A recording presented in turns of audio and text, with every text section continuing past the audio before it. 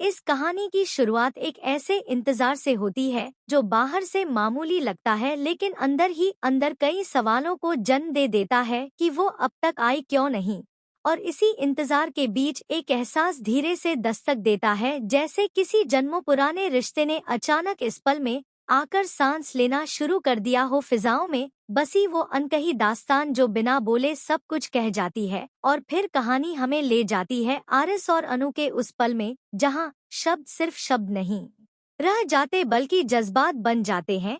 जब आरिस की आवाज में चांद का जमीन पर उतर आना महसूस होता है, जब सपनों के सच होने की तस्वीर आंखों में उतरती है और अनु पहली बार समझ पाती है कि सामने खड़ा इंसान सिर्फ एक सीनियर या बॉस नहीं बल्कि वो शख्स है जिसने अनजाने में ही उसके दिल को छू लिया है। वहाँ एक मासूम सी मुस्कान है, एक हल्की सी गर्माहट है, जैसे जिंदगी ने थोड़ी देर के लिए दर्द से छुट्टी ले ली हो। लेकिन यही कहानी अचानक करवट लेती है जब एक लिफाफा खुलता है और उसके अंदर बंद सच किसी हथौड़े की तरह गिरता है। गोपाल जी के भरोसे पर उनकी आंखों के सामने उनकी इज्जत का डर नाचने लगता है और सामने खड़ की औरत खुद को मसीहा साबित करते हुए अनु को गुनहगार बना देती है। वो समाज का डर दिखाती है, मोहल्ले की बातें गिनाती है, इज्जत को आखिरी पूंजी बताकर गोपाल जी के दिल में ऐसा जहर घोल देती है कि एक बाप अपनी ही बेटी पर शक करने लगे। यहाँ आवाज भारी हो जाती है क्योंकि ये सिर्फ एक लड़की की गलती का इल्जाम नहीं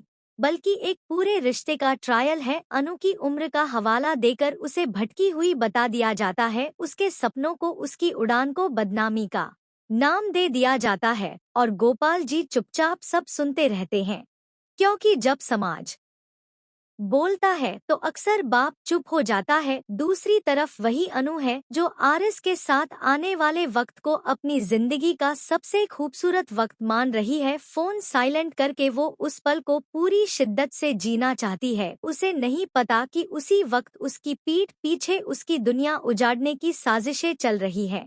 और फिर मोहल्ले की गंदी जुबान कहानी में आग की तरह फैल जाती है। रात भर बाहर रहने का इल्जाम, जयपुर जाने के दावे का मजाक और एक लड़की को गंदी मछली कहकर पूरे तालाब को गंदा बताने वाली सोच। यहाँ धोखे की आवाज में टूटन साफ सुनाई देती है क्योंकि दोष सिर्फ अनु का नहीं, समाज का भी है जो हर बार लड़की को ही कटघरे में खड़ा करता है। आर्यवर्धन का नाम उछलता है, धमकियां दी जाती हैं, बदनामी की सजा सुनाई जाती है और शादी जैसे पवित्र रिश्ते को सौदे की तरह तोल दिया जाता है कि अब कोई अच्छा लड़का इससे शादी नहीं करेगा। इसी अंधेरे में एक चालाक सौदा सामने आता है, एहसान चुकाने के नाम पर घर में काम करने की इजाजत, और दूसरी तरफ कंपनी के नियमों की आड़ में अनु और विपिन की शादी तोड़ दी जाती है। हर तरफ से दरवाजे बंद होते जा रहे हैं।